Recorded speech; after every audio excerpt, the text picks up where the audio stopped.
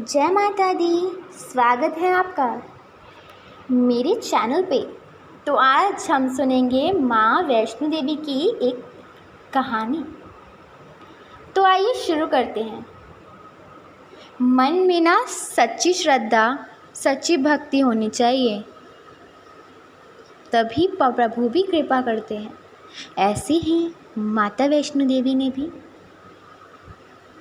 एक अपने प्रिय भक्त की लाज बचाई थी, उनकी भक्ति से प्रसन्न होकर।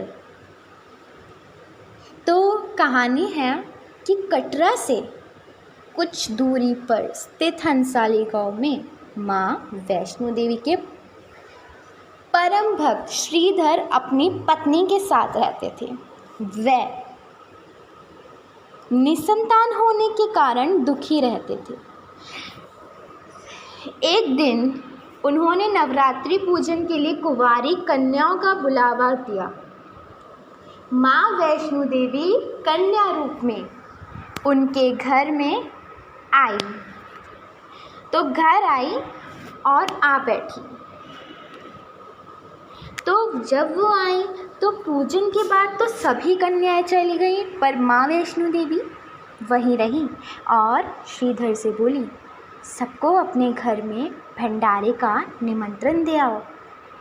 श्रीधर ने उस दिव्य कन्या की बात मान ली और आसपास गांव में भंडारे का संदेश पहुंचा दिया। वहां से लौटकर आते समय गुरु गोरखनाथ व उनके शिष्य बाबा भैरवनाथ जी के साथ उन्होंने गोरखनाथ को और भैरवनाथ को भी भोजन का निमंत्रण दिया और उनके दूसरे शिष्यों को भी। भोजन का निमंत्रण पाकर सभी गांववासी अचंभित थे कि यह कन्या कौन है, ये कन्या कौन सी कन्या है जो इतने सारे लोगों को भोजन करवाना चाहती है। इसके बाद श्रीधर के घर में अनेक गांववासी आकर बैठे और भोजन के लिए इकट्ठे हुए। तब कन्या रूपी माँ वैष्णो देवी ने एक विचित्र पात्र से सभी को भोजन परोसना शुरू कर दिया। भोजन परोसते हुए जब वह कन्या भैरवनाथ के पास गई तो भैरवनाथ के पास जाते ही भैरवनाथ बोले कि मैं खीर पूड़ी की जगह मांस खाऊंगा। जब उन्होंने मांस खाने की बात की और मदिरा पान करूंगा ऐसा कहा, तब कन्या रूपी माँ ने उसे बोला कि यह ब्राह्मण का यहाँ का खाना है, इसमें मांसाहार नहीं होता। किसी निर्दोष की हत्या करके खाना गलत बात है। किंतु भैरवनाथ ने जानबूझकर अपनी बात पर अड़ा रहा।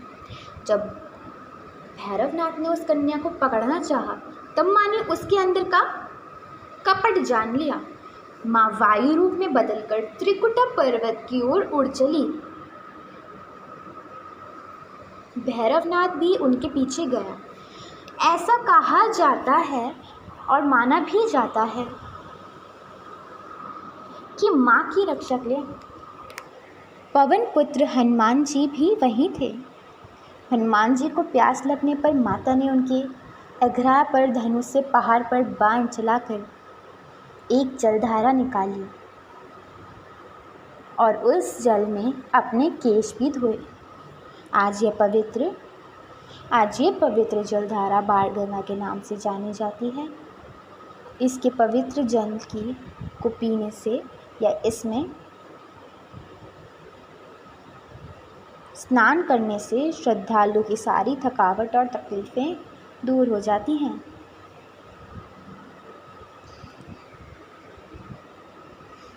इस दौरान माता ने एक गुफा में प्रवेश कर 9 माह की तपस्या की।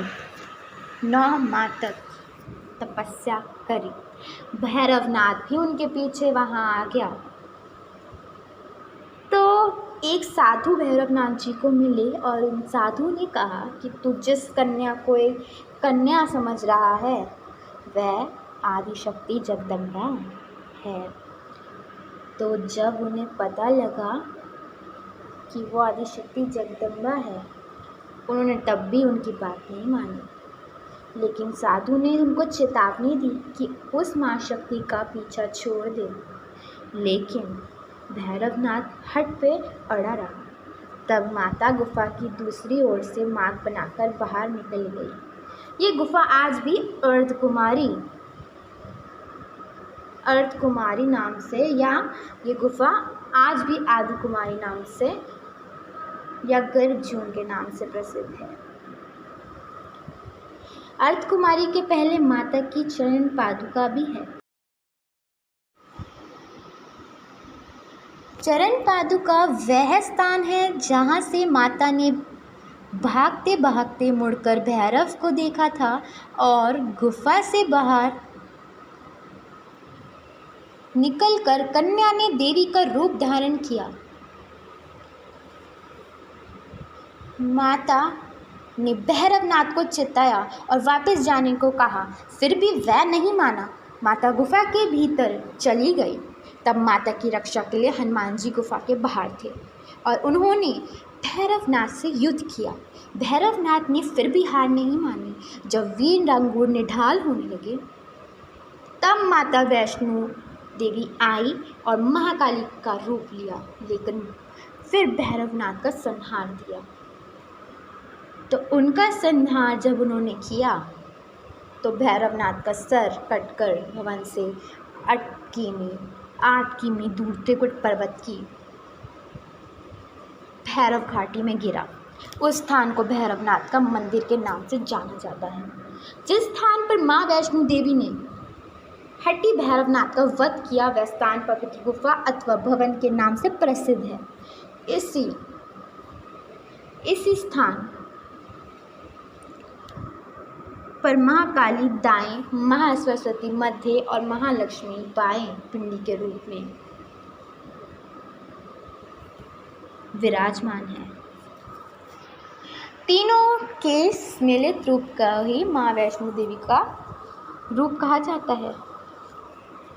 और ये भी कहा जाता है कि वध के बाद ना भैरवनाथ को अपनी भूल का पश्चाताप हुआ। उन्होंने माँ से क्षमादान की भीख भी मांगी। माता वैष्णो देवी जानती थी कि उन पर हमला करने के पीछे भैरव की प्रमुख मंशा मोक्ष प्राप्त करने की थी। उन्होंने न केवल भैरव को पूर्व जन्म के चक्र से मुक्त करा, बल्कि उसे वरदान देते हुए कहा कि मेरे दर्शन।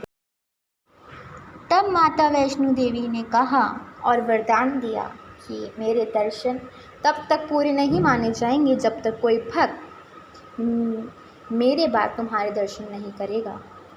उसके दर्शन तभी सफल होंगे जब वो तुम्हारे दर्शन करेगा।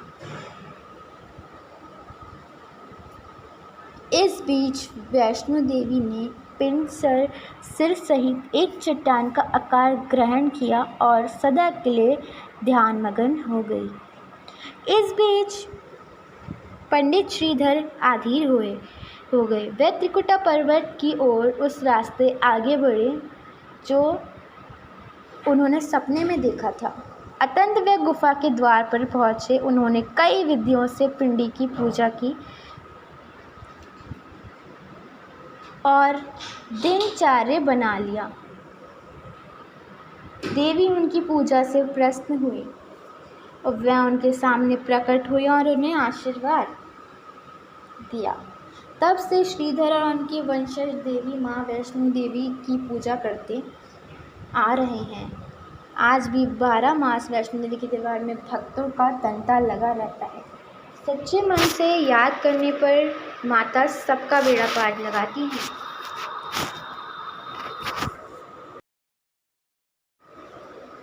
तो ये थी आज की कहानी।